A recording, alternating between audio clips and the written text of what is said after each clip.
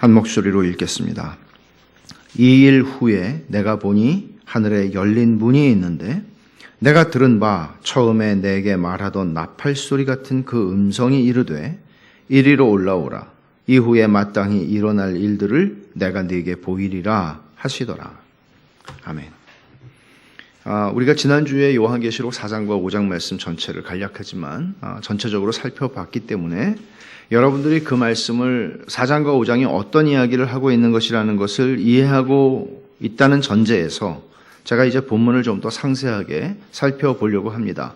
사실 이 큰 그림을 놓치면 자세하게 보는 것은 길을 잃어버리는 것이 보나마나 그렇게 될 수밖에 없습니다. 그래서 4장과 5장의 그림이 어떤 그림이다 하는 것들을 여러분들이 가지고 이 말씀을 살펴볼 수 있기를 바랍니다. 우리가 이제 4장으로 넘어갔다는 것은 요한계시록의 루비콘 강을 건넜다 이렇게 말할 수 있어요. 왜냐하면은 1, 2, 3장은 평이해요. 그러니까 크게 해석하는데 무리가 없고 읽는데도 충분히 이해할 수 있는 내용들이란 말이죠. 그러나 4장 이후로 가면 조금 어려워질 수 있습니다. 그래서 4장 이후로 가면은 이게 무슨 말씀일까? 더 많이 생각하게 되고 좀 고민하게 되는 것이죠. 그래서 대개는 3장까지는 많이 설교를 하지만 4장 이후로 잘 넘어가지 않습니다. 그래서 이제 4장으로 넘어갔다는 것은 4장과 5장은 1, 2, 3장과 그 뒤에 있는 6장부터 16장까지의 심판의 이야기들이 연결되는 굉장히 중요한 장이란 말이에요. 그렇기 때문에 4장으로 이제 넘어갔다는 것은 우리가 이제는 다시는 뒤로 안 돌아가고 앞으로 갈 수 있는 준비가 된 것이죠. 돌아갈 일이 없습니다. 그래서 이제 이 말씀을 우리가 살펴보게 될 텐데 1절이 어떻게 시작하나 하면 이 일 후에 내가 보니 그렇게 시작하죠. 이게 어떤 얘기인가 하면 앞에 어떤 사건이 일어났고 뒤에 그 다음에 어떤 사건이 일어날 거다 그런 얘기가 아닙니다. 이것은 이 일 후에 내가 보니라는 것은 새로운 환상이 시작된다는 얘기예요. 요한이 봤던 환상이 있죠. 예수 그리스도의 환상을 받고 7 교회에게 내가 보내는 메시지를 써서 기록해서 전해라 라고 말씀하셨죠. 1장 11절에서. 근데 여기서는 지금 이 일 후에 내가 보니, 그러니까 그 환상이 처음 있었고 이제 그 다음 환상을 하나님께서 이제 주님께서 보여주시는 것이란 말이에요. 근데 이제 이 말씀을 잘못 읽으면 이게 되게 중요한 거예요. 그러니까 앞에 어떤 사건이 있었고 실제로 일어난 사건이 환상이 아니라 그리고 그 다음에 일어날 사건을 보여주는 거라고 이 말씀을 이해하게 되면 요한계시록 전체를 이해할 수가 없습니다. 근데 너무나 많이 그렇게 이해하고 있다는 거죠. 그래서 이 말씀을 이 일 후에 내가 보니 하늘에 열린 문이 있는데 내가 들은 바 처음에 내게 말하던 나팔소리 같은 그 음성이 이르되 이리로 올라오라. 이리로 올라오는 게 요한 보고 올라오라는 거잖아요. 근데 이 말씀을 어떻게 이해를 하나 하면 교회의 휴거로 이해를 해요. 그러니까 2, 3장에서는 교회, 지상교회들의 얘기가 있었잖아요. 그리고 이제 6장부터는 16장까지는 심판이 쭉 이어진다고요. 세상에 부어지는 하나님의 무서운 심판이. 그러니까 그 무서운 심판과 대환란에 대해서 교회를 하나님이 먼저 하늘로 휴거시키시고 그들이 환란을 면하게 하시고 그러니까 얼마나 좋은 메시지예요. 여러분, 사실 요한계시록을 그냥 모르는 사람들이 그냥 접근하면 그들의 관심은 많은 경우에 대환란에 있어요. 심판에 있다고요. 그 심판을 두렵죠. 근데 이런 식으로 성경을 해석하게 되면 그 다음은 안 봐도 돼요. 교회는 이제 하늘에 감추어졌어요. 신실한 믿음의 사람들은 하나님이 올리셔서 환난을 명쾌하세요.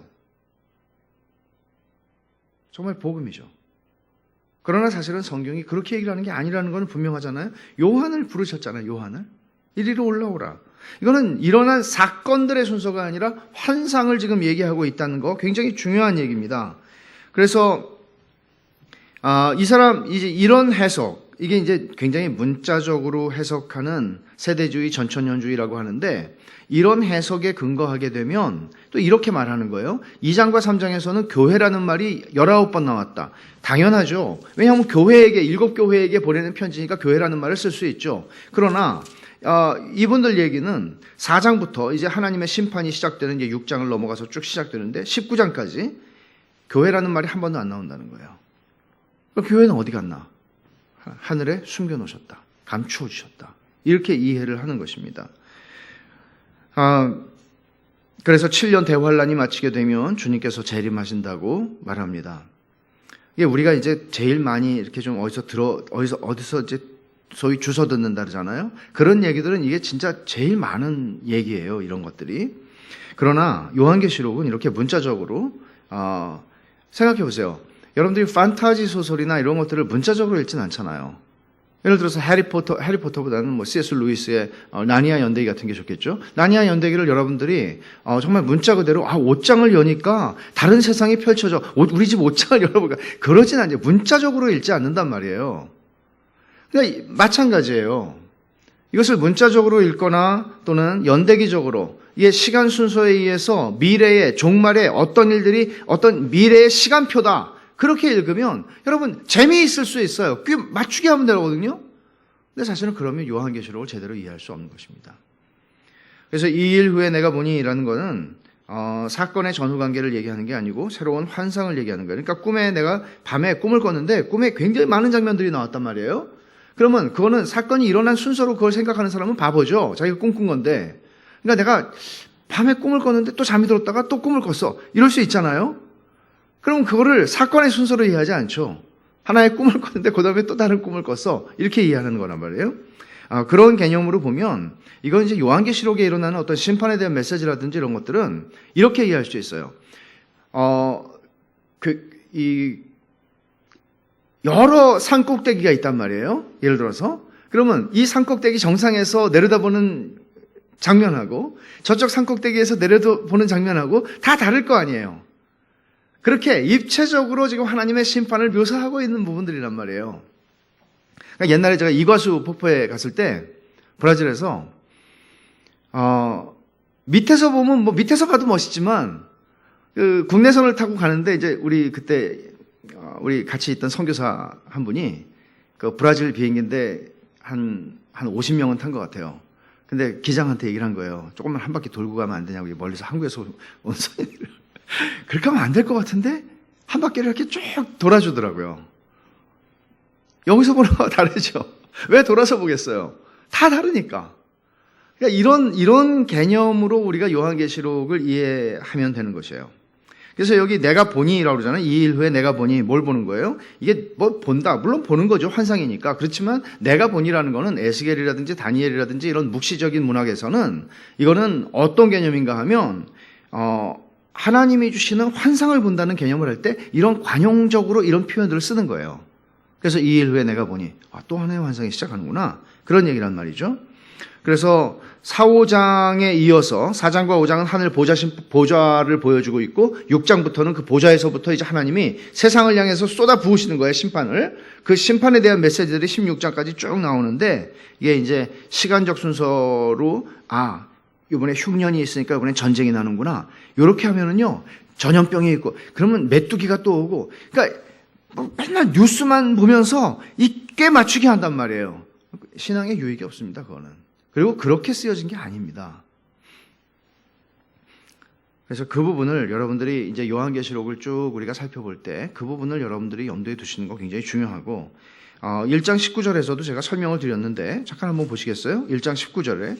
이렇게 말하죠. 그러므로 내가 본 것과 이게 첫 번째 환상에서 요한에게 하나님 하신 말씀이에요. 내가 본 것과 지금 있는 일과 장차 될 일을 기록하라 그랬죠. 내가 본 것 과거예요. 지금 있는 일 현재예요. 장차 될 일 미래예요. 그러면 이 과거와 현재와 미래를 어떤 식으로 어떤 사람들이 생각했나 하면 과거는 지금 보고 있는 거. 그리고 과거는 지금 네가 본 거. 예수님에 대해서 환상을 봤죠. 1장에서. 그 다음에 2장에서는 지금 있는 일. 2장에서는 지금 지상에 있는 교회들이 전투하면서 막 있잖아요. 그거 지금 있는 일, 현재. 그리고 미래는 4장 이후부터 나오는 그걸 미래라고 이해를 한단 말이에요. 요한계시록을. 이렇게 이해하면 안 된다고 제가 그때 얘기를 했어요.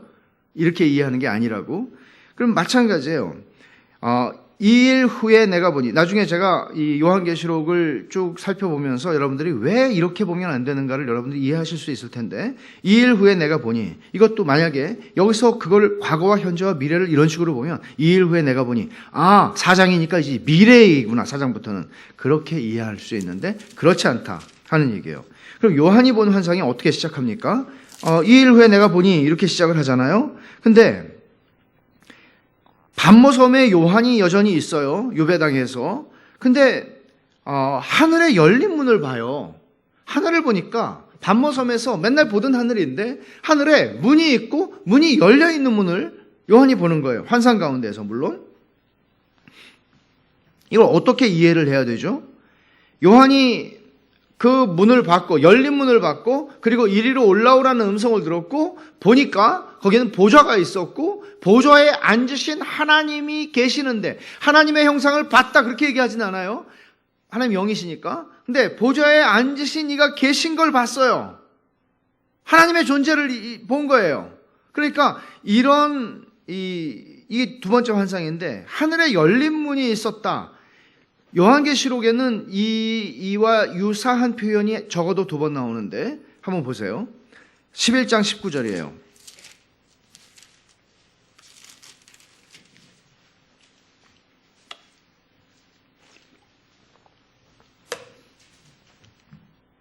이에 하늘에 있는 하나님의 성전이 열리니, 여기서는 하늘에 열린 문이라고 얘기하지 않고 하늘에 있는 하나님의 성전이 열리니 성전 안에 하나님의 언약궤가 보이며 또 번개와 음성들과 우레와 지진과 큰 우박이 있더라. 여기서도 봤어요. 하늘이 열리는 걸 봤어요. 하늘에 성전이 열리는 걸 봤죠. 근데 여기서도 음성들과 우레와 지진과 우박이 있죠. 비슷하죠. 여기서도 음성, 나팔소리 같은 큰 음성이 들렸죠. 그 다음에 또 하나 찾아보세요. 15장 5절이에요. 이거 신천지가 좋아하는 말씀이에요. 15장 5절. 또 이 일 후에 내가 보니 하늘의 증거 장막의 성전이 열리며, 그 사람들이 키워드죠. 증거 장막. 증거 장막의 성전이에요. 사실 이제 우리가 나중에 보면 알겠지만 4장 1절에서 하늘에 열린 문이라는 것과 성전이 열리는 것과 증거 장막이 열리는 것과 사실은 같은 맥락의 얘기예요. 그럼 우리 나중에 그건 살펴보고, 요한이 어떤 음성을 듣는데 보면 나팔 소리 같은, 근데 그 나팔 소리가 그냥 처음 듣는 소리가 아니라 내가 들은 바 처음에 내게 말하던 나팔 소리 같은 그 음성이에요. 그러면 처음에 그거 언제 들었죠? 1장 10절을 가보세요. 첫 번째 환상 때도 거의 유사해요. 이 방식이. 10절을 보시면 주의 날에 내가 성령에 감동되어, 성령에 감동되어는 오늘 4장 2절에 나오는 말씀이에요. 내가 곧 성령에 감동되었더니라고 그러죠. 내 뒤에서 나는 나팔 소리 같은 큰 음성을 들으니, 제가 이때 설교를 할 때 이게 시내산에서 하나님이 강림하실 때도 이런 소리가 들렸다고 그랬잖아요. 이런 소리가 있었다고. 그러니까 이거 하나님의 임재와 하나님의 임하심이 나타나는 하나의 현상인데, 여기서도 똑같은 그 말을 들어요. 근데 그때는 뭐라고 얘기하셨나 하면 그 음성이, 이게 소리가 아니라 음성이에요. 나팔 소리는 소리잖아요. 근데 이거는 음성으로 분명한 메시지를 전달하고 있어요. 근데 그때는 내가 이제 내게 보여주는 거를 기록하고 7교회에게 이걸 전해라. 그렇게 말했어요. 근데 여기서는 뭐라고 얘기하죠? 그냥 올라오라고 얘기를 해요. 올라오라고. 이리로 올라오라. 교회를 올라오라고 그러는 거 아니죠? 요한을 향해서 올라오라고 그러는 거예요. 그리고는 이제 또 말씀하시기를 이후에 마땅히 일어날 일들을 내가 내게 보이리라 라고 말합니다. 요한계시록을 읽을 때 제일 많이 실수하는 부분이, 아까 제가 미래에 일어날 일을 미래의 시간표다 이렇게 보는 게 제일 나쁜 방식이라고 그랬죠. 근데 여기서도 마찬가지예요. 이후에 마땅히 일어날 일들을 내가 내게 보이리라. 그러면 이걸 그냥 1차원적으로 그냥 딱 받아들이면 이후에 마땅히 일어날 일들을 첫 번째 스텝, 두 번째 스텝 이렇게 해서 쭉 이제 얘기한다는 거로 이해하기가 쉽잖아요. 근데 여기서 지금 얘기하고 있는 핵심은 시간표, 순서, 사건의 순서가 아니에요. 여기서 얘기하는 건 마땅히라고 하는 얘기예요. 뭔가 하면 필연적으로 일어날 수밖에 없는 일을 내가 너에게 보여주겠다는 얘기예요. 필연적으로 일어날 수밖에 없는 일이에요. 왜 그럴까요? 그거는 이제 4장과 5장을 보면 알죠. 왜냐하면 하나님, 거룩하신 하나님이 온 세상에서 영광과 찬송과 예배를 받으셔야 할 그 하나님의 존재로부터 이 세상에 죄로 말미암아 더러워진 이 세상을 향한 하나님의 심판은 피할 수 없는 것입니다. 마땅한 것입니다. 일어나야만 하는 것이고 일어날 수밖에 없는 것입니다. 그래서 하늘 보좌 환상이 시작되는 4장은 이제 하늘의 열린 문을 요한이 환상 가운데 보는 것으로 시작을 하잖아요. 근데 여기서도 우리는 이 말을 하늘에 열린 문이 있는데, 이미 봤을 때 열려져 있었단 말이에요. 근데 이 말은 하늘이 열렸다는 말은 아니에요. 하늘이 열리는 거는 마지막 때에 일어나는 것입니다. 마지막 때에 일어나는 거예요. 하늘에서 거룩한 성 새 예루살렘이 내려오고요. 천지를 새롭게 하시는 것이죠. 하나님께서, 예수님께서 만물을 새롭게 하노라. 새 하늘과 새 땅에 대한 말씀들이 나옵니다. 그런데 여기서는 하늘의 문이 열렸다. 그렇게 얘기를 합니다. 이 하늘 문이라고 하는 개념은 묵시 문학의 전통에서도 그렇지만 성경에서도 우리가 보면 그런 게 나오죠. 예를 들어서 야곱이 형과 아버지를 속이고 밧다나람의 이제 외삼촌 집으로 가면서 베델 광야죠. 광야에서 그가 이제 밤에 자다가 하나님을 뵙니다. 근데 그 모습은 하늘까지 닿아 있는 사닥다리. 나중에 주님께서 나다나엘에게 요한복음 1장에서 말씀하실 때 그 사닥다리가 주님이란 말이에요. 그죠? 그 위로 천사들이 오르락내리락 하는 걸 봤어요. 그 하늘에 문이 열려 있었단 말이에요. 그래서 나중에 잠에서 깬 다음에 이렇게 야곱이 고백하죠. 두렵도다 이곳이요. 이것은 다름 아닌 하나님의 집이요. 그 다음에 기억나세요? 이는 하늘의 문이로다.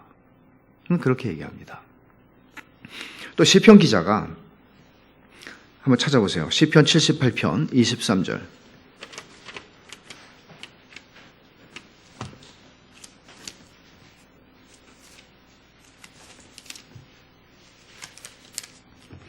(78편) 23절입니다. 그러나 그가 위에 궁창을 명령하시며, 그러니까 궁창을 위에 그리고 땅 아래 이렇게 다 바다 나눠놨단 말이에요. 근데 궁창에 물을, 궁창 위에 물과, 근데 위에 궁창을 명령하시며 하늘 문을 여시고 이렇게 얘기해요. 이건 어떤 맥락에서 나온 건가 하면 이스라엘 백성들이 광야에 있을 때 하나님이 하늘 문을 열고 만나를 내려주셨다, 그 얘기를 하는 거예요. 그러면 보세요. 야곱의 경우에도 그가 이곳은 하늘 문이구나 라고 얘기했어요. 여기 하늘 문이 있었구나. 그리고 이스라엘 백성들도 40년 동안 만나를 맨날 먹으면서 하늘 문을 열어서 하나님이 공급해 주시는 만나를 먹었단 말이에요. 그러나 야곱은 그 사닥다리를 타고 올라가지도 않았고, 그리고 이스라엘 백성들이 40년 동안 그 기적을 하늘에서부터 받았음에도 불구하고 그들 가운데 하늘로 올라간 사람은 아무도 없습니다. 심지어 초대교회의 그 순교자인 스데반이 돌에 맞아서 죽기 일보 직전에 그가 하늘문이 열리고 인자가 하나님 우편에 서신 것을 본다라고 말하죠. 그러니까 그때 그는 그걸 봤단 말이에요. 하나님께서 그렇게 해서 순교하는 스데반이 그 순교를 감당할 수 있을 만큼 하늘의 영광을 보여주신단 말이에요. 그러나 스데반도 살아있는 채로 올라간 것은 아니었단 말이에요. 그러니까 요한은 하늘의 열린 문을 통과해서 들어가서 보좌를 보고 보좌에 계신 이를 보게 된단 말이에요. 그러니까 이건 전혀 다른 얘기고, 하늘 문이 진짜로 열렸고 올라갔다는 건 굉장히 충격적이고 놀라운 얘기예요. 왜냐하면 하늘 문은 닫혀 있어야 정상이죠. 누구에게? 죄인들에게. 아담이 범죄했을 때 하나님께서 죄 없이 하나님의 임재를 경험할 수 있는 에덴 동산으로 들어와 생명나무 실과를 먹지 못하도록 하나님이 그를 내쫓으시고 에덴 동편 문에 뭘 세워놓았다 그랬어요? 그룹들을, 천사들을, 하나님의 거룩하심을 호위하는 천사들을 세워놓고 화염검과 함께, 그래서 그들이 들어올 수 없게 하셨죠. 근데 이후로 모세의 율법에도 신명기 11장에 보면 이스라엘 백성이 범죄하면은 하나님께서 그들의 범죄를 인하여 진노하셔서 뭐라고 말씀하시냐면 하늘문을 닫으신다고 그랬어요. 하늘을 닫으신다고. 그러면 어떻게 되죠? 비가 안 오죠. 그러면 모든 어떤 일을 해도 다 안 되는 거예요. 망하는 거예요. 이게 실제로 아합 시대에 북왕국 이스라엘에서 일어났던 일이잖아요. 너무나 아합이 그 아내 이세벨과 함께 패역한 일들을, 우상 숭배를 하자 하나님께서 선지자 엘리야를 부르셔서 그에게 보내 하나님이 하늘문을 닫아서 비를 내리지 아니하실 것이라고 얘기했고, 실제로 3년 반 동안 비가 내리지 않았습니다. 그러나 구약에서 우리가 보는, 구약의 역사에서 보는 그 하늘문과 관련해서 우리가 가장 중요한 메시지를 받는 부분은 어딘가 하면 성막이에요. 여러분 성막에 보면은 성막은 우주의 축소판으로 주어진 것이었습니다. 그러니까 무슨 말인가 하면 성막 안에는 하나님이 거하시는 하늘을 상징하는 것이고 성막 안에는, 성막 밖은 세상을 상징하는 것입니다. 그래서 그 성막에 대해서 여러분 좀 공부를 하시고 싶으면 출애굽기 강해 제가 했던 부분에서 그 부분을 여러분이 좀 들으시면 좋아요. 근데 사실은 하늘색들이 많아요. 그 제사장에 관련되고 성막에 관련된 색깔들이. 그건 이제 하늘을 상징하는 것들인데, 성막의 중심에 뭐가 있죠? 지성소가 있잖아요. 성막 안에 또 작은 텐트가 있고, 그 중에 3분의 2는 들어가면 3분의 2는 3등분을 하면 3분의 2는 성소이고, 그리고 그 안에 다시 장막이 있고 그 속을 지성소라고 그런단 말이에요. 근데 지성소는 정육면체예요. 이게 완전한 것이죠. 근데 여기에 뭐가 있어요? 언약궤가 있고, 언약궤 위에는 속죄소라고 하는 덮개가 있고, 그 속죄소에 붙여서, 금으로 붙여서 그룹을 둘을 만들어서 형상을 서로 마주보게 한다고 그랬어요. 날개를 펴고.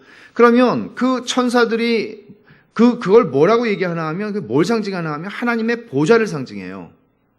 그러니까 그룹들 가운데 임재하시는 하나님의 보좌를 상징하는 게 온 우주의 축소판이라고 그랬죠. 하나님께서 이스라엘 백성들의 진영의 정중앙에 성막이 세워지고, 그 성막의 가운데에 지성소가 있고, 지성소 안에 언약궤 위에 하나님의 보좌가 있는 거예요. 그러면 그 하나님이 거기서 온 세상을, 이스라엘만이 아니라 온 세상을 통치하신다는 개념이에요.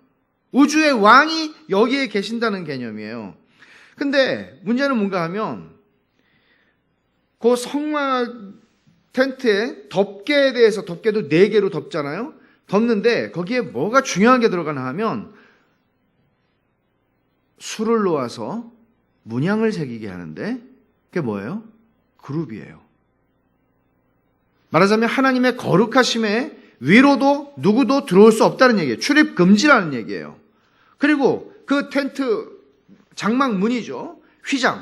휘장에도 그룹을 수놓게 하셨어요.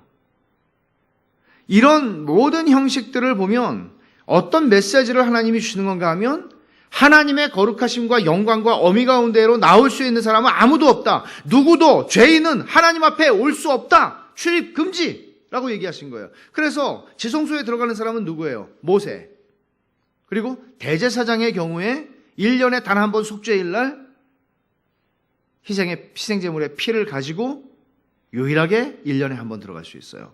그것도 자기 마음대로 좀 자기 식대로 들어갔다가는 죽을 수밖에 없다는 것을 첫 번째 대제사장인 아론의 첫째 아들과 둘째 아들 나답과 아비후를 통해서 그들이 죽었죠.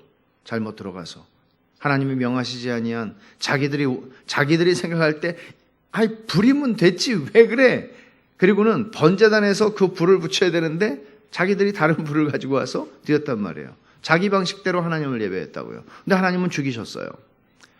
그것으로 하나님께서는 출입 금지라는 메시지가 농담이 아니라는 것, 하나님의 거룩하심에 아무도 나올 수 없다는 것을 분명하게 보여주신 것입니다. 출입 금지, 접근 금지라는 거죠. 이런 방식으로 하늘의 문은 닫혀 있었던 것이 정상입니다. 그런데 열리죠. 언제 열렸는지 아세요? 예수님이 세례를 받으실 때 열려요. 마태복음을 한번 가보십시다. 마태복음 3장 16절이에요.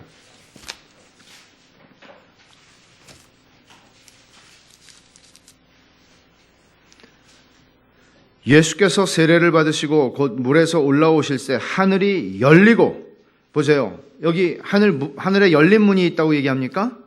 아니에요. 이건 하늘이 열리는 거예요. 하늘이 열리고 하나님의 성령이 비둘기같이 내려 자기 위에 임하심을 보시더니 그랬어요. 하늘이 열렸어요. 예수님이 세례를 받으시는 일은 예수님에게 있어서는 굴욕이고 비천해지심이고 낮아지심의 극치입니다. 보세요. 누가 이 세례 요한이 이 역사의 무대에 등장을 했을 때 어떤 사람들이 나와서 세례를 받았는가 하면, 그러니까 기본적으로 그 시대에 세례가 있었습니다. 근데 세례를 받는 거는 누군가 하면 이방인들입니다. 이방인들이 유대교로 개종을 할 때 세례를 받습니다. 또는 죄인들입니다. 장기나 이렇게 죄인의 범주에 들어가는 사람들입니다. 그런데 그래서 여기 3장, 이 마태복음 3장 6절에 보면 이렇게 말하죠. 자기들의 죄를 자복하고 요단강에서 그에게 세례를 받더니, 요한에게 와 세례를 받는 사람들은 자기 죄를 자복하고 세례를 받는 거예요. 왜? 세례는 죄를 씻는다는 상징이니까. 죄가 없으실 뿐만 아니라 죄를 알지도 못하시는 예수님께서 사람의 모양을 입고 이 땅에 오셨습니다. 그리고 요한에게 나아가 세례를 받으려고 하시자 요한은 내가 당신을 세례 줄 수 없습니다. 감당할 수 없나이다. 그렇게 얘기합니다. 그러나 나에게 세례를 베풀어서 하나님의 의를 이루어야 된다. 의를 이루는 거예요. 말하자면 이건 어떤 얘기를 하는 거예요? 예수님께서 당신이 죄를 알지도 못하고 죄를 짓지도 않으신 분이지만, 의로우신 하나님이시지만 사람이 되셔서, 죄인이 되셔서 죄인의 자리에 서심으로써 당신이 죄인과 동일하게 역임을 받으시는 거죠.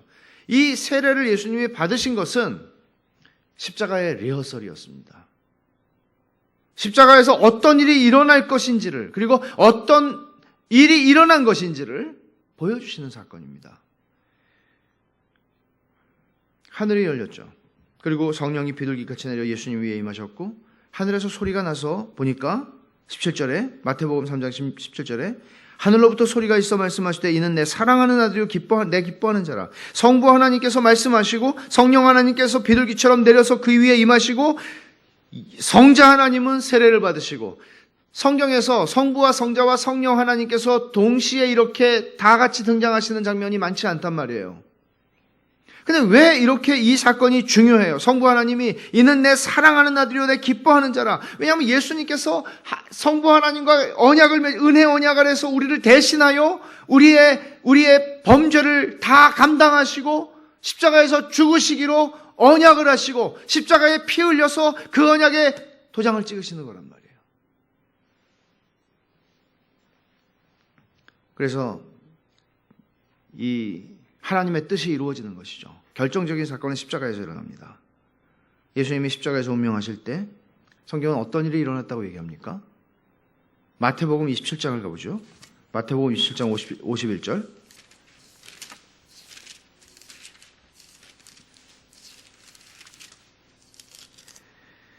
50절과 51절을 보면 마태복음 27장 50절과 51절, 예수께서 다시 크게 소리 지르시고 영혼이 떠나가시니라. 이에 성소 휘장이 위로부터 아래까지 찢어져 둘이 되고.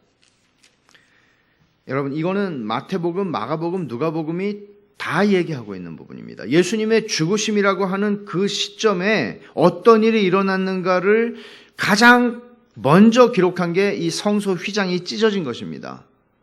왜 마태, 마가, 누가복음은 예수님의 죽으신 순간에 다른 일들, 어떻게 보면 이 뒤에 무슨 얘기가 나옵니까? 땅이 진동하고 바위가 터지고 무덤들이 열리고 자던 성도의 몸이 많이 일어났다. 이게 더 놀라운 일이잖아요. 이것들을 더 먼저 쓸 수 있잖아요. 근데 마태, 마가, 누가가 동일하게 예수님의 죽으심과 함께 일어났던 사건으로 가장 강조하는 게 뭔가 하면 성소의 휘장이 위에서 아래로 찢어졌다는 거예요. 두 개가 됐다는 거예요. 왜 그것을 강조하는 걸까요? 하나님께서 친히 하나님께로 들어오는 이 성소 휘장이라는 것은 지성소와 성소, 헤롯이 지은 성전, 46년 동안 짓고도 완공을 못한 거대한 성전, 그 거대한 성전의 성소와 지성소를 가르고 있는 그 아무도 들어갈 수 없는, 대제사장이 1년에 한 번 들어가는 것 외에는 그 성소의 휘장이 찢어졌다는 거예요.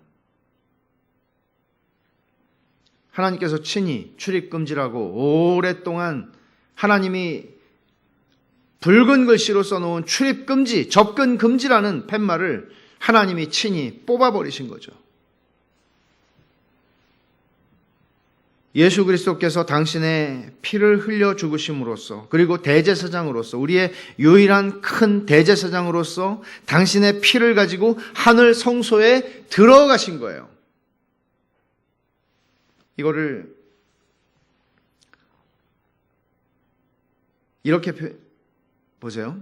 어떤 분들은 이게 정확하지는 않은데요, 헤롯 성전이 얼마나 큰 규모였는지를 요세푸스 같은 사람들의 책을 통해서 알 뿐인데 이렇게 말해요. 이 휘장이 4층 건물 정도의 높이, 그러니까 10m가 넘을 거예요. 10m 정도 될 거예요.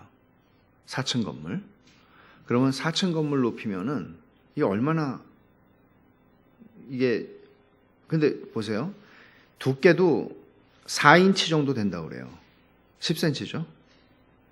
그럼 여러분 천 하나를 찢을래도 찢기가 어려운 거 아니에요? 근데 10m 정도 되는 천이 위에서부터 아래로 찢어졌다는 거예요. 이거는 어떤 사람이 찢었다는 얘기를 하는 게 아닙니다. 이건 기적이에요. 기적인데 하나님이 친히 예수 그리스도께서 십자가에서 운명하실 때 위에서 아래로 찢으셨어요. 그 문을 열어주셨어요. 그러니까 다른 것으로는 설명할 수가 없는 것이죠. 예수님께서 친히 하늘에 들어가셨다. 히브리서 9장을 한번 볼까요? 히브리서 9장 24절에 성경이 이 사건, 예수님의 십자가의 사건을 다양한 방식으로 설명하고 있는 바, 그 중에서도 굉장히 중요한 말씀이죠. 히브리서 9장 24절을 보면 그리스도께서는 참것의 그림자인 손으로 만든 성소에 들어가지 아니하시고, 예수님께서 십자가에서 죽으시고 헤롯 성전으로 들어가신 게 아니고 하늘의 성전, 성막도 하늘에 있는 성막의 그림자로 지으신 것이니까, 하늘에 있는 성막, 하나님의 보좌의 상징이었다면 언약궤는 하나님이 계시는 진짜 보좌가 계시는 그곳에 주님께서 들어가셨다고 얘기하는 거예요.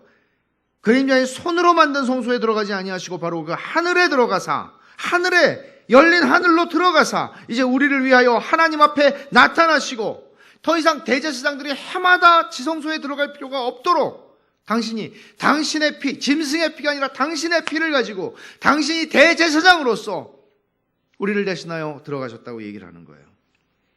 하늘문이 열린 것이죠. 사도 요한이 성령에 감동되어서 하늘에 올라가 하나님의 보좌를 보았다 하는 것은 사실은 사도 요한에게 뭔가를 신비한 것을 보여주신다 하는 차원을 넘어서서 그걸 기록하게 하셨으니까, 그렇다면 우리는 이렇게 이해를 하는 게 합당합니다. 하나님이 사도를 올라와서 봐라 보여주셨단 말이에요. 그러면 우리는 그 사도가 본 것을 통해서 우리가 누릴 수 있는 유익이 어마어마하다는 것이죠. 그것이 어떤 것인가를 한번 생각해 보십시오. 하늘문이 열렸다. 여러분, 하늘문이 열린 것은 여러분들에게는 여기 하늘문이 열렸다는 거, 그리고 우리가 열린 문을 통해서 이제 하나님의 보좌 앞으로 나아갈 수 있게 되었다는 거, 이게 여러분들에게는 얼마나 중요한 것입니까? 이게 정말 중요하기는 합니까? 우리들에게 하늘문이 열리거나 말거나 이렇습니까? 하늘문이 열렸다는 것을, 그리고 그리로 올라오라고 하나님이 요한을 부르셨다는 것이, 그리고 그걸 통해서 우리에게 주시는 유익이 있다는 것, 그 유익이 있다면 그 유익을 우리는 우리의 삶에서 누리고 살아가는가? 이게 무슨 상관이냔 말이에요. 사도 요한이 올라갔어요. 그게 나하고 무슨 상관이에요? 내 신앙생활하고. 그게 무관하지 않다는 거예요. 말하자면 우리는 스펄전이 말한 것처럼, 주님, 자녀들의 밥상에서 떨어지는 부스락이라도 개들이 먹을 수 있지 않냐고 말하는 심정으로 우리는, 요한이 올라갔다면 주님, 거기서 떨어지는 부스락이라도 우리들은 먹고 싶습니다. 하늘에 우리도 그 영광을 우리도 좀 맛보고 싶습니다. 이렇게 말하는 게 합당하다는 거예요. 하늘에 열린 문이 의미하는 것은 이런 것이겠죠. 우리들의 신앙생활의 유익과 관련해서 거룩하신 삼위 하나님과 교제할 수 있는 문이 열린 것입니다. 그리스도께서 십자가에서 죽으셔서 열어놓으신 그 문으로 우리는 이제 하나님의 보좌로 담대히 나아갈 수 있게 된 거예요. 히브리서 4장 16절에 말씀한 것처럼, 그러므로 우리는 긍휼하심을 받고 때를 따라 돕는 은혜를 얻기 위해 은혜의 보좌 앞에 담대히 나아갈 것이니라. 담대히 나아갈 수 있는 거예요. 하늘 문이 열렸어요. 우리 기도가 하늘 보좌에 상달될 수 있다는 얘기예요. 심지어 우리가 요한계시록 4장에서 보는 것과 같이 4장 8절을 한번 볼까요? 5장 8절. 그 두루마리를 취하심에 네 생물과 24장로들이 그 어린 양 앞에 엎드려 각각 검은고와 향이 가득한 금대접을 가졌으니 이 향은 성도의 기도들이라. 우리 24장로가 성도의 기도들을 가지고 하나님 앞에 분주하게 올라갔다 내려갔다 하는 거죠. 드리는 거죠. 우리의 기도를 가지고. 그러니까 우리의 불완전한 기도. 여러분, 완전한 기도를 우리가 어떻게 할 수 있겠어요? 주님께서 너희는 이렇게 기도하라고 말씀하셨지만 우리가 어떻게 완전한 기도를, 흠없는 기도를 드릴 수 있겠어요? 우리의 기도는 전부 다 흠이 있고 우리의 기도는 다 부족한 것 투성이죠. 그럼에도 불구하고 하늘문이 열렸기 때문에 우리의 기도는, 그 24장로들은 우리의 기도를 나르고 있기 때문에 우리는 기도로 하나님 앞에 나아갈 수 있습니다. 기도로, 찬송으로, 그리고 주의 말씀을 읽고 듣고 배움을 통해서 하나님과 교통합니다. 하늘의 열린 문을 통해서 이루어지는 삼위 하나님과의 교통은 더 이상 막힐 수가 없습니다. 믿음으로 말미암아 환난을 당하던 1세기의 성도들을 생각해 볼 때 그들은 이것으로 얼마나 큰 위로를 얻었겠습니까? 여러분이 기도하고 말씀을 통해서 하나님을 묵상할 때 어떤 일이 일어나는지를 아십니까? 여러분, 이거는 뭐 보통 책하고 뭐가 다르겠습니까? 인쇄한 것입니다. 그리고 우리가 이 말씀을 하나님의 말씀으로 믿습니다. 그리고 이 말씀을 우리가 읽습니다. 묵상합니다. 공부합니다. 그리고 우리는 찬송을 부릅니다. 그럴 때 어떤 일이 일어나는 걸까요? 우리는 그냥 내가 책을 읽고 있지, 하나님의 말씀인 성경을 오늘 의무적으로 읽어야 하는 분량대로 읽고 있지, 찬송을 부르고 있지 하는 것입니까? 말씀을 통해서 성령이 역사하신다는 건 어떤 의미이겠습니까? 말씀을 통해서 성령이 역사하셔서 우리의 영혼을 고양시키시고 우리로 하여금 하나님의 영광을 힐끗 보게 하시고 그 안에서 내 삶의 모든 것들은 세상과 나는 간대없고 구속한 주만 보이도다라고 고백하게 만드는 그런 영광스러움, 그런 감격, 그런 것들을 우리는 어떻게 설명할 수 있습니까? 그게 어떻게 일어나는 것입니까? 하나님의 말씀과 기도를 통해서 우리가 하나님께 나아갈 때 일어나는 것입니다.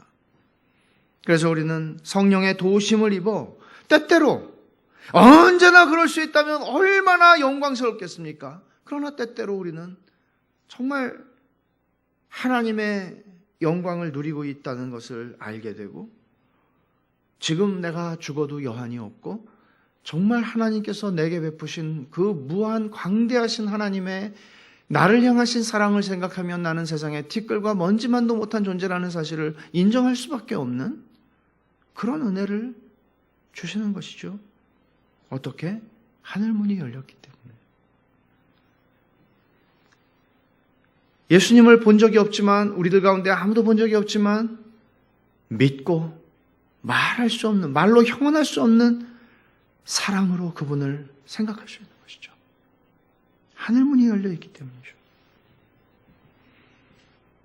우리가 언젠가 하늘문이 아니라 하늘이 열릴 때, 죄로부터 완전히 자유로워져서 하나님 앞에 서게 될 때, 밤낮으로 쉬지 않고 하나님을 찬송하는 천사들과 함께 우리들도 그 앞에 서게 될 때, 우리가 하나님과 어린 양을 찬송할 때, 그때에는 그 영광과 기쁨과 감격은 어떠할까요? 상상할 수가 없을 것입니다. 상상할 수가 없다는 것은 이 땅에서 우리가 그것을 맛볼 수 있다는 것이고, 맛본 사람들만이 상상할 수 없을 것입니다. 맛본 사람들이요. 우리가 말씀을 통해서 무한히 선하신 하나님, 그 자비하심, 그 언약의 사랑을 기억하고 묵상하는 일, 우리 주 예수 그리스도의 아름다우신 순종과 피 흘려 죽으시고 우리들을 구속하신 일, 그것이 아버지에 대한 사랑과 택하신 백성들을 향한 사랑 때문이었다는 것을 기억하는 것, 이렇게 해서 우리들은 하나님과 그리스도에 대해서 애정어린 생각들을 가지게 되는 것, 그리고는 찬송과 가사를 따라서 부르는 것이 아니라 정말 내 가슴속 깊은 데서부터 주님 사랑합니다, 이렇게 말할 수 있는 것, 얼마나 놀라운 은혜입니까? 하늘문이 열렸기 때문이죠. 하늘의 열린 문을 통해서 지상의 성도가 이런 유익을 누리는 최고의 자리, 그건 예배의 자리입니다. 예배의 자리입니다. 모르겠어요. 여러분이 각각 가지고 계시는 경험은 어떠한지 모르겠어요. 적어도 저는 하나님을 예배하는 자리에서 찬송을 부를 때, 하나님의 말씀을 들을 때, 기도할 때, 예배의 자리에서 하나님의 영광을 깊이 경험하고 맛보았던 경험들이 잊혀지지 않는 경험들이 있습니다. 우리가 예배할 때 우리만 하는 거 아니라는 거죠. 천상의 모든 존재들과 함께 우리는 하나님을 예배합니다.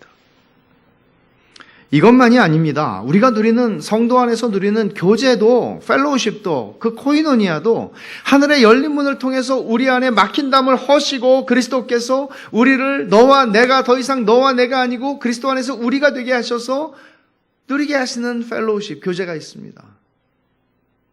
이것도 하나님께서 하늘 문을 여시고 우리에게 주시는 은혜입니다. 그러니까 더 많이 사랑해야 되는 거죠. 우리는 부족하고 못마땅한 게 다 있잖아요. 저 사람은 저래서 싫고 이 사람은 이래서 싫고 있을 수 있죠. 다 부족하니까. 그러나 천국에서 우리는 만날 사람들이잖아요. 천국에서 만날 사람들이라면 더 많이 사랑해야죠. 더 많이 사랑해야죠. 그러나 지상에서 누리는 성도의 교제의 절정은 성찬입니다. 주님의 상에서 일어납니다. 주님이 우리를 위해서 흘리신 피와 주님이 우리를 위해서 찢으신 살을 마시고 먹음으로써 우리는 정말 하나님께서 하늘 문을 여시고 우리에게 베푸시는 은혜가 어떤 것인지를 경험합니다. 천상에 계시는 그리스도와 하나가 됩니다. 그러니까 우리가 이 땅에 사는 동안에 그리고 요즘과 같이 이렇게 함께 모여서 예배할 수 없는 이런 상황 속에서 성찬을 먹을 수 없는 영상으로 설교는 들을 수 있고 영상으로 찬송도 할 수 있고 영상으로 다 할 수 있어요. 그러나 성찬은 어떻게 해요? 어떻게 성찬을 영상으로 베풀어요? 불가능한 것이죠. 그래서 저는 우리의 예배에 대한 것도 우리의 펠로우십 교제에 대해 코이노니아 모임에 대한 모든 뿐만 아니라 성찬에 대한 것도 하나님께서 이 시간들 우리가 함께 모이지 못하는 이 시간들을 통해서 우리를 더 배고프게 하셨으면 좋겠습니다. 우린 배고픈 적이 없죠. 거의 배고프게 하셨으면 좋겠습니다. 그래서 정말 영적 갈망이 무엇인지, 영적인 배고픔이 무엇인지 우리가 좀 더 느낄 수 있도록.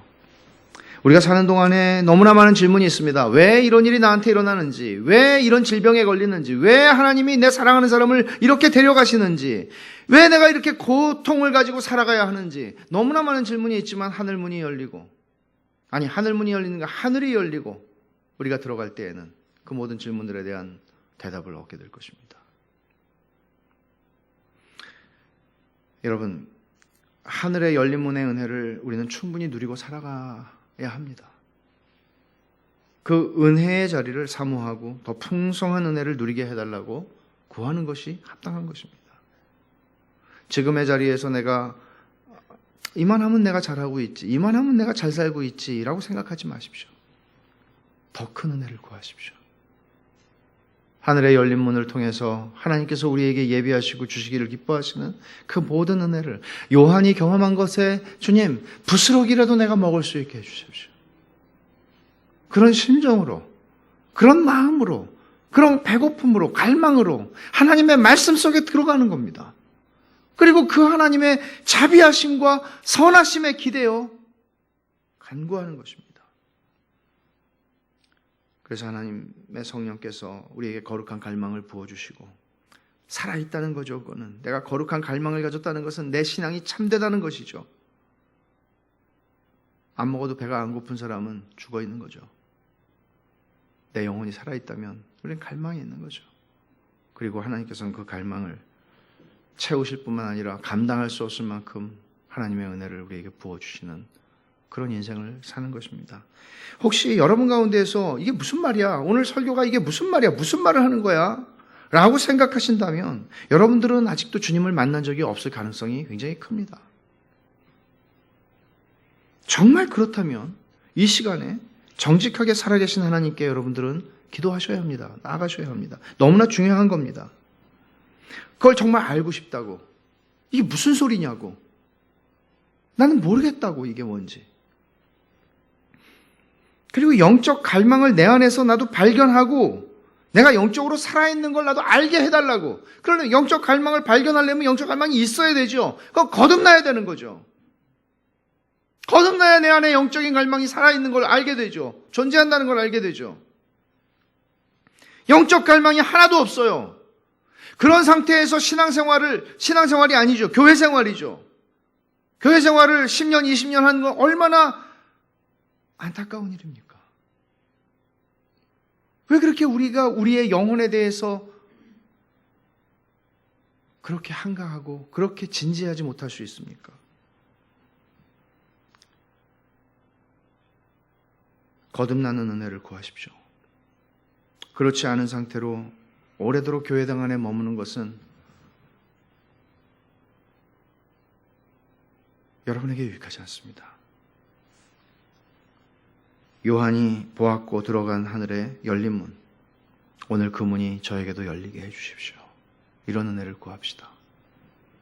하나님께서 구하는 자에게 약속하신 대로 열린 문을 통해, 하늘의 열린 문을 통해서 우리에게 베푸시고자 하시는 은혜를 부어주실 것입니다.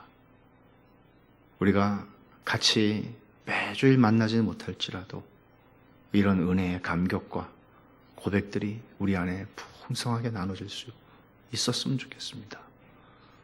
우리가 만날 때 그동안 어떤 일이 있었는지, 물론 우리가 카톡도 있고 여러 가지 있죠. 충분히 나눌 수 있습니다. 그러나 정말 생생하게 그동안에 정말 하나님이 우리에게 부어주신 은혜가 얼마나 큰지 이걸 나눌 수 있었으면 좋겠습니다. 기도하십시다. 하나님 아버지 감사합니다. 하늘의 열린 문을 요한에게 보이셨고 이리로 올라오라고 말씀하셔서 그 놀라운 하나님의 보좌의 환상을 보게 하셨나이다.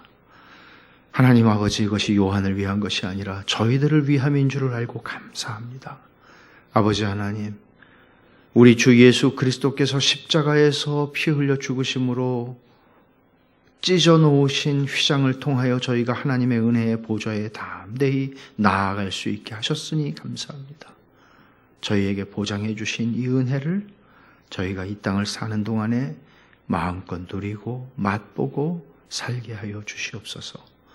혹시 지금 예배를 드리는 가운데 우리 중에 이것이 무엇인지를 알지 못하는, 거듭나지 않은 사람들이 있다면 하나님 불쌍히 여겨주시고 정직하게 이 기회를 놓치지 않고 하나님께 나아가게 하시고 거듭나는 은혜를 구하게 하시고 하나님께서 요한을 향하여 열어놓으신 그 문에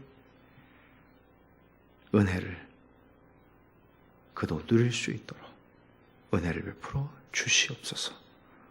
예수님의 이름으로 기도하옵나이다. 아멘.